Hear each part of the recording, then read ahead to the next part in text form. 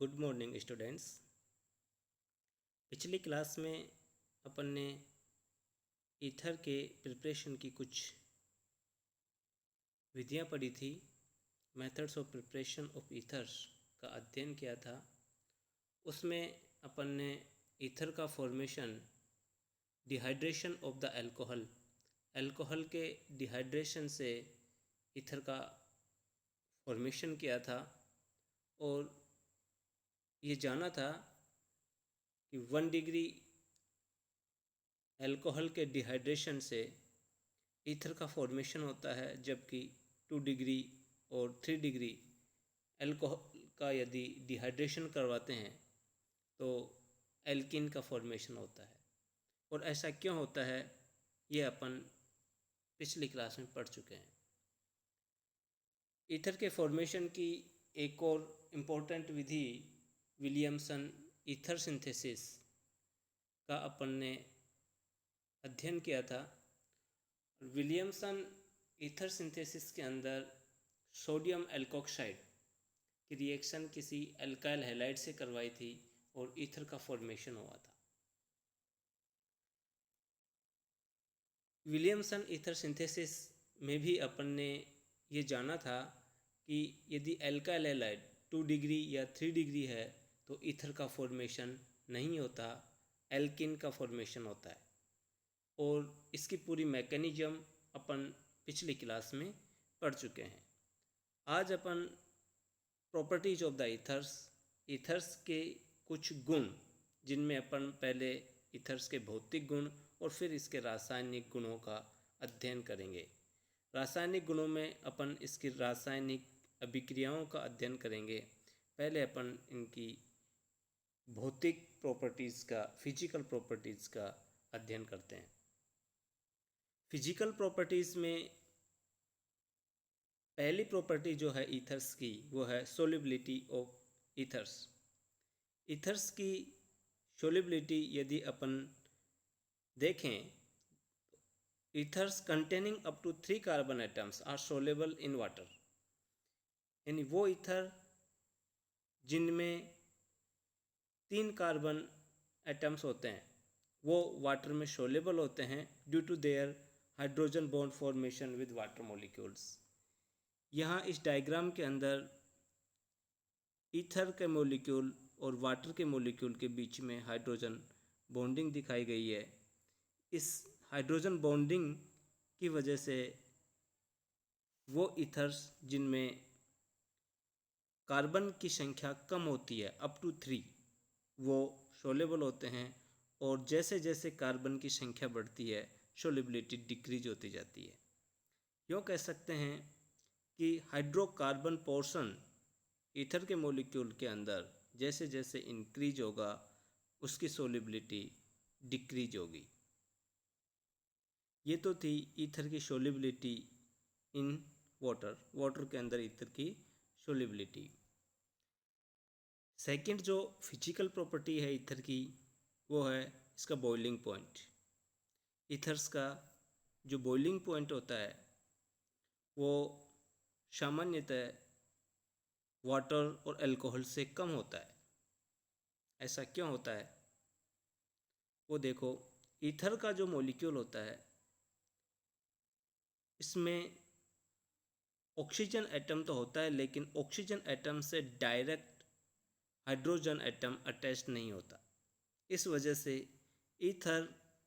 स्वयं ईथर अपने आप में हाइड्रोजन बॉन्ड नहीं बना पाता। अब हाइड्रोजन बॉन्ड नहीं होने की वजह से ईथर के मॉलिक्यूल्स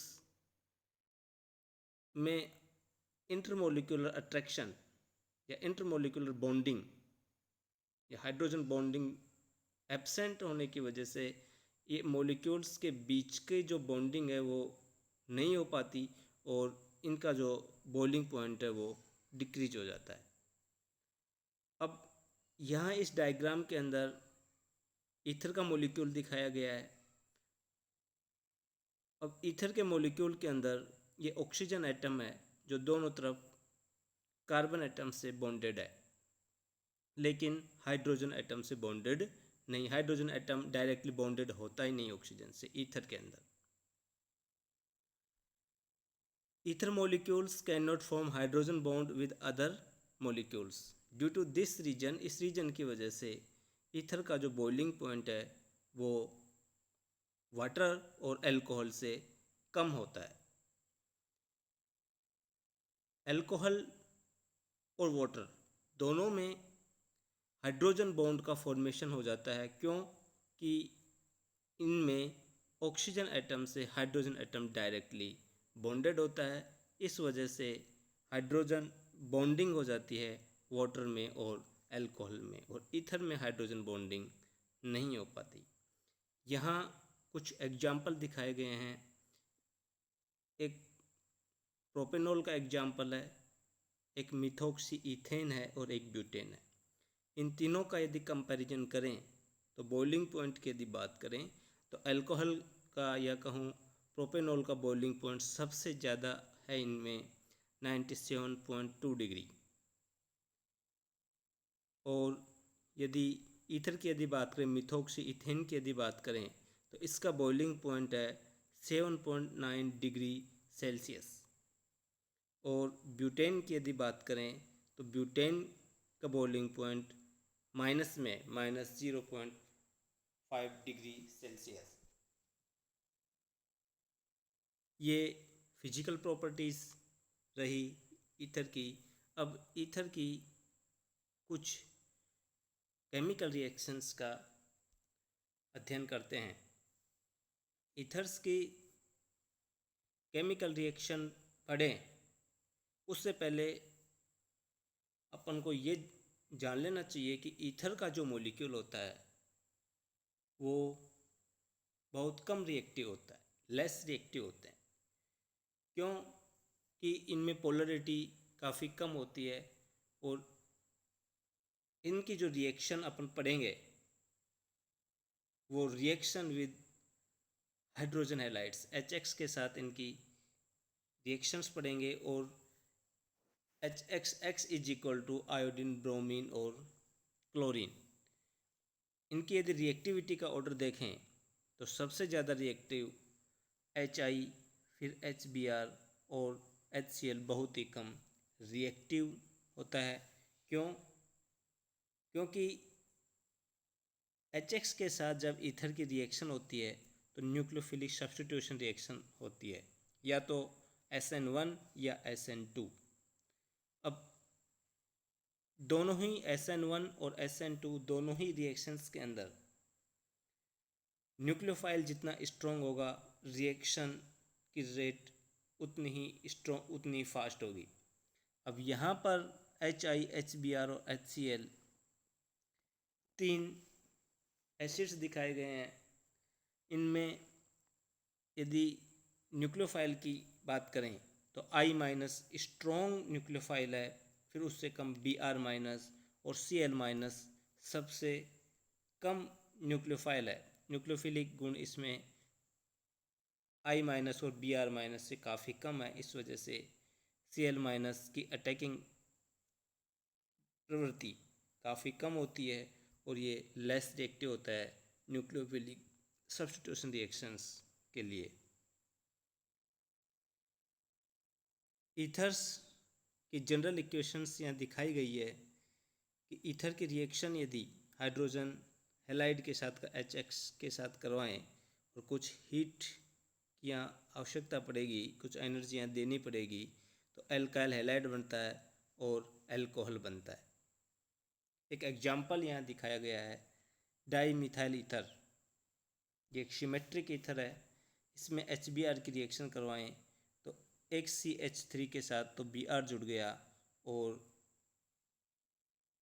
एक ऑक्सीजन के साथ में हाइड्रोजन जुड़ गया, यानी एक तो मिथाइल ब्रोमाइड बन गया और एक मिथाइल अल्कोहल बन गया। क्योंकि यहाँ डाई मिथाइल ईथर एक सिमेट्रिक अल्कोहल है, तो किसी भी दोनों में से किसी भी मिथाइल ग्रुप के साथ Br जुड़ सकता है। लेकिन यदि अपन अनसिमेट्रिकल ईथर का एग्जाम्पल लें, इथाइल मिथाइल ईथर, नीचे एग्जाम्पल दिखाया हुआ है।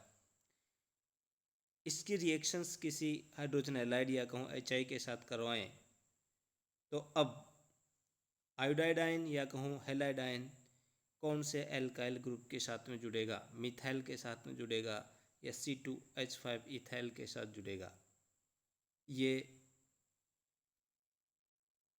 अपन समझेंगे। उससे पहले इसकी मैकेनिज्म समझेंगे कि इसकी मैकेनिज्म क्या होती है, फिर इसका आंसर अपन को मिल जाएगा कि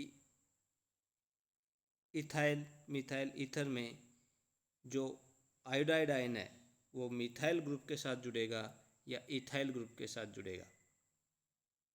आज की क्लास में इतना ही। ये जो प्रॉब्लम है इसका अपन कल इसकी मैकेनिज्म देखेंगे और फिर इसका सॉल्यूशन। Thank you students.